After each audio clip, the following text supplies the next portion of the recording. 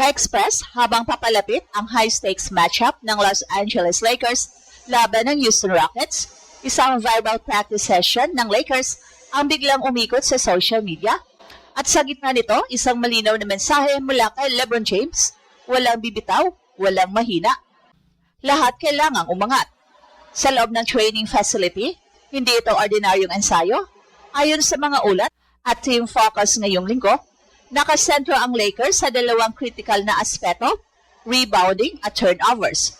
Bilang paghanda laban sa Houston Rockets, isang team na kilala sa physicality at energy, pero ang mas naging viral ang intensity ni LeBron sa practice, isang 41-year-old veteran na parang rookie pa rin kung mag-demand sa teammates. Makikita sa viral clips ang mas mataas na tempo ng drills, mas agresibong communication at isang leader na literal nagtutulak sa buong roster. Hindi lang ito simpleng warm-up. Ito ay isang uncomfortable practice mindset kung saan pinipilit ng coaching staff at ni LeBron ang bawat player na lumabas sa kanilang comfort zone. At hindi ito bago. Sa buong season, kilala si LeBron sa pag-set ng tone. Kahit pagod, kahit injured, tuloy ang laban at nadadala niya ang teammates sa parehong mentality. Ang context, hindi biro ang haharapin ng Lakers. Kahit nanalo sila ng 2-1 sa regular season laban sa Houston, malinaw na lamang ang Rockets sa rebounding battle. Isang bagay na gustong i-correct ng coaching staff ngayon. Kaya sa practice pa lang, ramdam na ang urgency. Walang chill, walang petics, lahat nakalakin. Para sa mga fans, ito ang klase ng eksena na gusto nilang makita hindi lamang sa highlights ng game, kundi ang tunay na preparation behind the scene. At sa tutulak, ito ang dahilan kung bakit nananatiling contender ang Lakers dahil kahit sa practice, parang Game 7 ang intensity. Ngayon, papasok ang Lakers sa laban kontra Houston Rockets na may dalang hindi lang strategy kundi mindset. Isang team na pinangungunahan ng isang all-time great na ayaw matalo at handang iangat ang buong squad kasama niya. Kung ganito ang energy nila bago pa man magsimula ang laro, isang bagay ang malinaw. Hindi sila papasok para lang makipaglaro. Papasok sila para manalo. Habang papalapit ang kanilang crucial matchup kontra Houston Rockets, isang eksena mula sa loob ng practice facility ng Los Angeles Lakers ang biglang sumabog sa social media. Hindi ito highlight lang, hindi ito game-winning shot, isang practice clip lang, pero ang energy parang Game 7 ng playoffs. At sa gitna ng lahat, isang pangalan ang nangingibabaw, LeBron James. Sa viral video, makikita agad ang kakaibang intensity ng ensayo. Walang warm-up na chill. Walang paisi-isi na galaw. From the moment na pumasok ang player sa court, parang nakaswitch na agad sa competitive mode ang buong team. Pero ang pinakakapansin-pansin, si LeBron James mismo, ang nagdidikta ng tempo. Siya ang unang sumisigaw kapag may mali. Siya ang unang pumapalakpak kapag tama ang execution. At siya rin ang unang nag-challenge kapag may kulang sa effort. Ito yung klase ng leadership na hindi mo matutunan sa stat sheet. Hindi ito nasusukat sa points, rebounds o assist.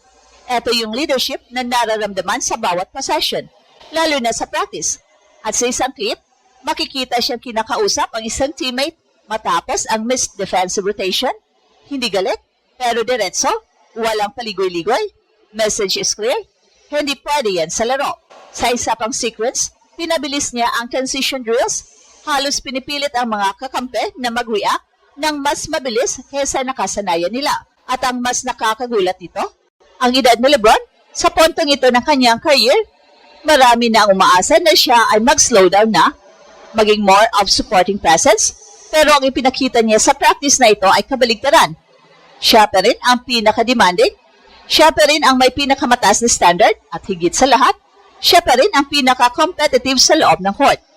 At itong dahilan kung bakit naging viral ang video, hindi lang dahil sikat si LeBron, kundi dahil pinapakita nito ang isang bagay na bihirang makita ng mga fans, ang tunay na preparation ng isang championship-level team, hindi glamorous, hindi scripted, totoo, raw, at punuan ng pressure.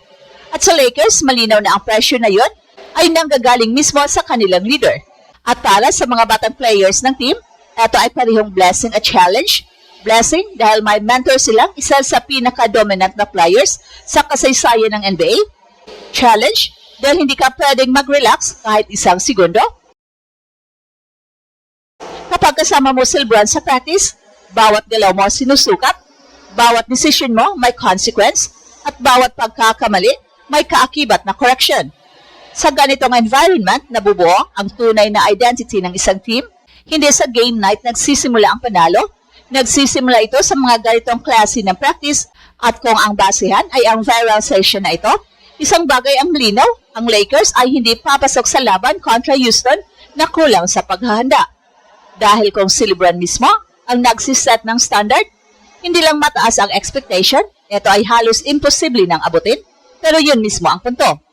Kung aalisin ang hype at titingnan ang mas malalim na aspeto ng viral practice na ito, lalabas ang tunay na dahilan kung bakit ganito ka-intense ang preparation ng Lakers.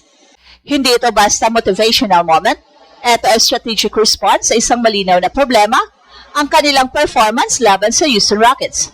Sa mga nakaraang laban nila, may dalawang area na paulit-ulit na lumalabas bilang kahinaan, rebounding at turnovers. Ito ang dalawang aspeto na madalas nagiging deciding factor sa modern NBA games.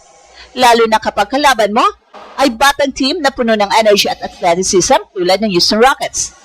Kaya sa practice pa lang, makikita na agad kung saan nakatutok ang coaching staff, physicality sa ilalim ng ring at discipline sa paghawak ng bola. Sunod-sunod ang rebounding drills, hindi lang simpleng talon, kuha ng bola, may kasamang boxing out, positioning at anticipation. Sa bawat missed rebound sa drill, may immediate correction. Minsan, si LeBron mismo ang nagtuturo kung saan dapat pumesto, kung paano gamitin ang katawan, at kung kailan dapat umatake sa bola. Ito ang detalye na madalas hindi napapansin ng mga casual fans, pero napakalaki ng impact sa actual game. Well, sa kabilang banda, makikita rin ang focus sa turnovers, fast-paced na drill, pero hindi basta mabilis, kailangan controlled. Ang goal ay i-simulate ang pressure na mararanasan nila laban sa Houston Rockets. May mga sequence rin kung saan pinipilit ang players na gumawa ng split-second decisions, pass ba, drive ba, o reset. At kapag mali ang desisyon, agad itong tinutuwid, walang delay, walang okay lang next time, dapat tama agad. Ang tempo ng practice ay halos kapareho ng actual game speed. Ito ay deliberate dahil alam ng coaching staff na kung mabagal ang ensayo, mabagal din ang reaction sa laro. At laban sa Rockets, hindi pwede ang mabagal, kailangan sabay sa bilis, kailangan sabay sa intensity. At dito pumapasok ulit ang papel ni LeBron. Hindi lang siya leader sa emotional na aspeto, siya rin ang bridge ng strategy at execution. At ito ang Express Info kung saan bawat kwento ginulat ang mundo. Don't forget to like and subscribe.